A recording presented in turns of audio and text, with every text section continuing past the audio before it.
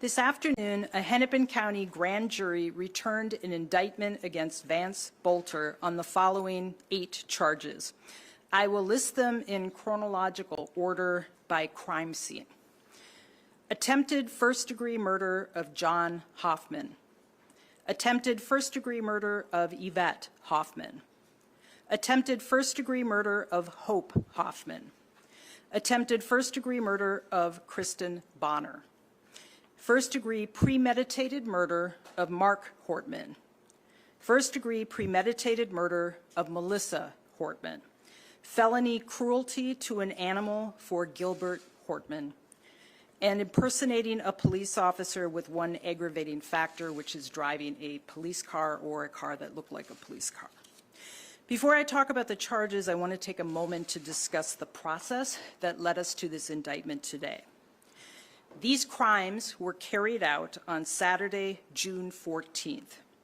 Our office filed criminal charges in a sealed complaint that same day, providing law enforcement the legal authority to arrest Boelter anywhere in the country. Police reports had not even been drafted and submitted yet, but time was of the essence. We worked with law enforcement to write the complaint with information they had worked to gather in very little time. After law enforcement arrested Boelter on our charges Sunday, they brought him to jail in downtown Minneapolis. He was scheduled to appear in Hennepin County District Court on our charges the next day, Monday. The federal government then took Boelter into their custody, where he remains today. This is one of the most complex investigations in the history of this state. As you have all heard, there were many law enforcement agencies that came together to capture Boelter. I want to recognize the BCA for their investigation, which has been and continues to be extremely thorough. We have received hundreds of videos and thousands of pages of reports over a period of weeks. Our team carefully reviewed the file and put together the evidence to present to the grand jury. I want to talk briefly about some of the evidence our office has received that we believe supports these charges. After shooting the Hortmans, Boelter left his vehicle, and I'll just refer to that as the fake police squad car, in their driveway. Inside, police found papers with handwritten notes with specific information about the Hoffmans, Kristen Bonner, and the Hortmans. There were also lists of items that Boelter had purchased. The BCA obtained evidence, including video, of Boelter buying many of these items with cash in the days leading up to the murders. This includes the clothing he wore and the items he used to impersonate a police officer. In the early morning hours of Saturday, June 14th, a vehicle that appears to be Boelter's fake squad car is seen on a neighbor's Ring camera video pulling over near the Hoffmans' home. After a short time, Boelter pulls back onto the street and parks outside the Hoffmans' home. State Senator John Hoffman's name appears multiple times in the handwritten notes that would later be found in the fake squad car.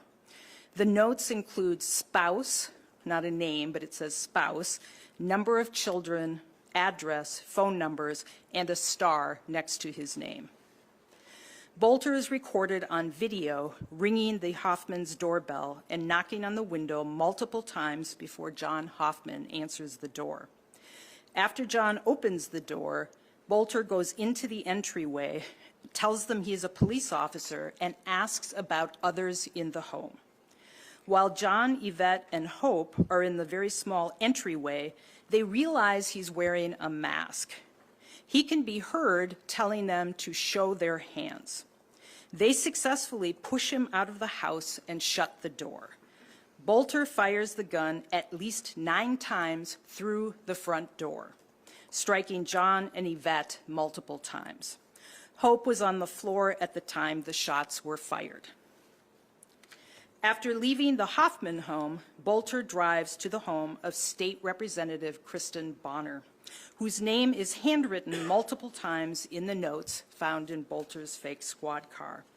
Her name has a star next to it, as is the description of her home. Quote, split level, lots steps, corner lot, nicer house.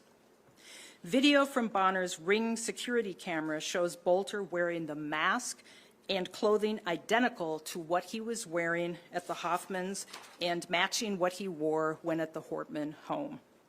He rings her doorbell for over 2 minutes. He yells, "This is the police," and points a flashlight at her front door. He tries to open the handle. Bonner was not home. In Minnesota, attempted murder is defined as intending to cause the death of a person and taking a substantial step toward that goal beyond mere preparation. It does not matter that the act could not be completed here. In other words, the fact that Bonner wasn't home at all is not a barrier to proving this charge.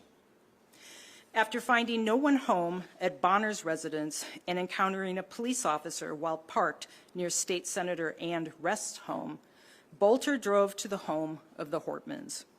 Former House Speaker Melissa's name, Hortman's name, appears multiple times in Boelter's handwritten notes. She has a star next to her name. When Mark Hortman answers the door, Boelter stands in the doorway. Melissa can be heard telling Mark to ask for this person's badge number, name, and jurisdiction. Boelter tells Mark he needs to, quote unquote, see his wife. He says he can't see her through the window and that he needs her to come down, presumably from the stairs. Boelter tells the Hortmans that he is a Maple Grove police officer. At approximately the same time, the Brooklyn Park police arrive in front of the Hortman home. Boelter then fires multiple shots at Mark while running toward him and into the house.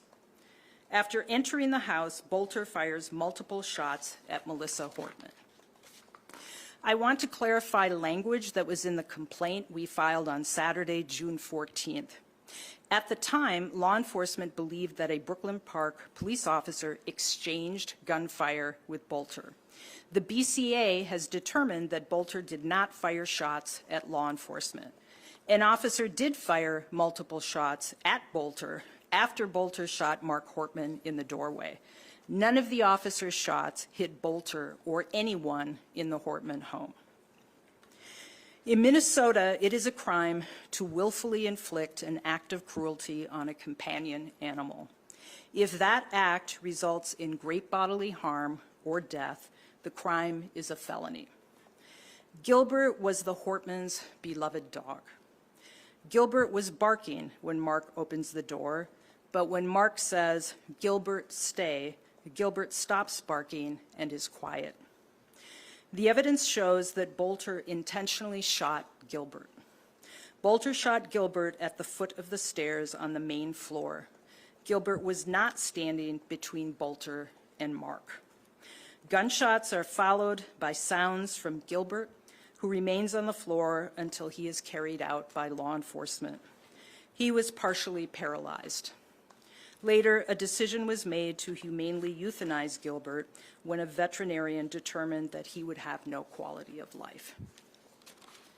Boelter willfully shot Gilbert, an act of cruelty that led to yet another loss for the Hortmans' grieving family. Under our prosecution, he will be held accountable for this compounding harm. Because Boelter remains in the custody of the federal government, we will wait until he's back in state custody to continue our prosecution. Until then, we will continue to prepare our case. When Boelter returns to state custody, we will be prepared to prosecute him, to hold him accountable to our community.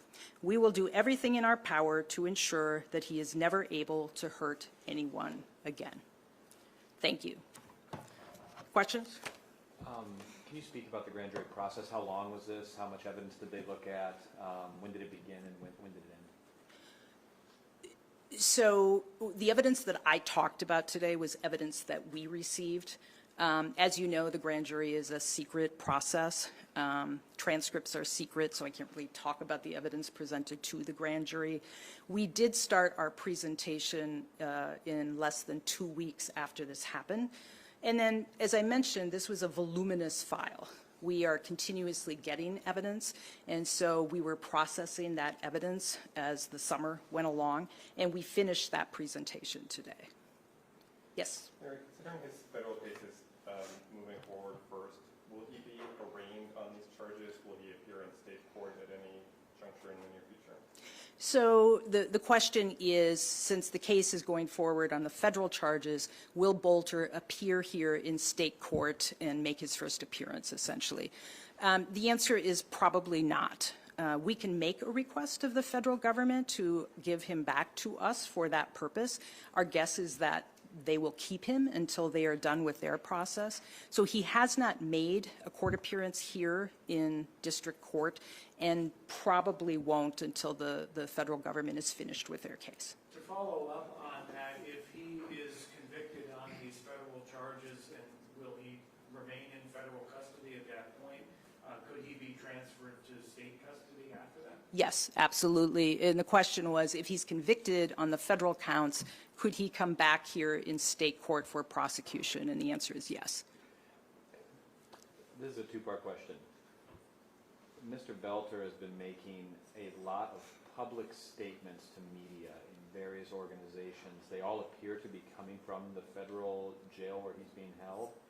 Does that become evidence in your prosecution of him?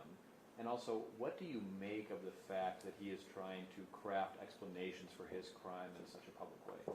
So the two-part question is that Boelter has been making comments and doing interviews from where he is being held in federal custody. And is that evidence that could be used in our prosecution? The answer is absolutely yes. Anytime a person voluntarily makes a statement, we as prosecutors, and this goes for federal prosecutors as well, can certainly use that information if we feel it's relevant to our prosecution. So, nobody is making him make a statement. He's doing that voluntarily, and so we can use that should we feel it's appropriate. Do you allow any credence to the things that he's espousing, things like he was making a citizen's arrest, or that he, this kind of goes back to the FBI letter as well. I just wonder, are these things that your office is taking seriously in terms of pursuing, or maybe the investigators taking seriously in terms of pursuing whether he's being forthright? So the question is, and I haven't listened to these interviews, but apparently he's making claims about conducting a citizen's arrest. Do we give any credence to that? No, we do not. And that is one of the reasons I talked a little bit about the evidence that we have received, including when you look back at the Hortman or the Hoffman attack. All three Hoffmans tried to did successfully push him out of the door. The door was shut. He shot through that door 9 times, hitting both John and Yvette Hoffman. Yes. Was there any consideration for charging him for also pulling up to Senator Ann West's home, even though he didn't actually get out of the car and go to her door? He seemed like he was attempting to try to do the same thing.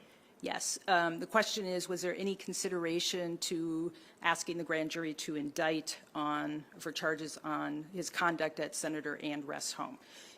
We put a great deal of thought into all of these charges and any potential charges. As I said, you have to take a substantial step toward committing the act. We felt the fact that he got out of the car and walked up to Representative Bonner's door, rang the doorbell for over 2 minutes, was yelling, "This is police," and tried to open the door was a substantial step forward. At Representative or Senator West's home, he remained in the car. So we felt that we would not bring those charges or charges for that. Sorry. Yes. Karen, why is this state prosecution important to move forward with, given that the feds have largely taken over the case at this point? Yeah, I mean, we have 2 tracks going here. Certainly the federal government has every right to prosecute for whatever they think is appropriate. In state court, we are focusing on this prosecution. It's very important to us because these are members of our community here in Hennepin County. These were people who were public servants who represent us, and we feel it's important to hold Boelter accountable for what he did in this county. I will also say there's no possibility of anyone pardoning, or at least in the federal government, pardoning Boelter on anything that we do here in state court. Any sense of a timeline Okay. moving forward? I know it will be after the federal case, but anything more specific than that as far as when your case will kind of start to? So the question is, do we have any sense of timeline to start our case? And the answer is no. We will monitor the federal case, and when he's available to us, we will proceed. To follow up on what you just said, do you think that there is a substantial chance that President Trump could pardon Boelter on these federal charges? The question is, do we think that there's a substantial chance that Trump could pardon Boelter on these charges? I have no idea. We have no idea. We're not focused on that. We are focused on bringing accountability and justice to the people of Hennepin County, and focusing on making sure that it sticks. Mary? Yes. It's been hard to find a coherent motive in this case, and I'm wondering, having reviewed all the evidence, do you have a sense of what the motive in this crime may have been? So the question is about what Boelter's motive might have been. I think that's a question that should be left at trial. At this point, that would be speculating, and I think that that's something that our team is looking at, and will make those appropriate arguments at trial. It's been reported that there was like a laundry list of state senators and representatives that he had in his car, and it sounds like he had some specifics on the homes that he actually went to in terms of descriptions of the homes and amount of family members. Were there specific descriptions of other people on that list? Like, is there any indication that he was actively planning to go to 10, 15, 20 homes that day, or was it just those few that he went to? So the question is, you've heard that he had a list with multiple names on it. What I will say, and I talked about the three names in particular that had stars next to them, those were names of people who were mentioned multiple times.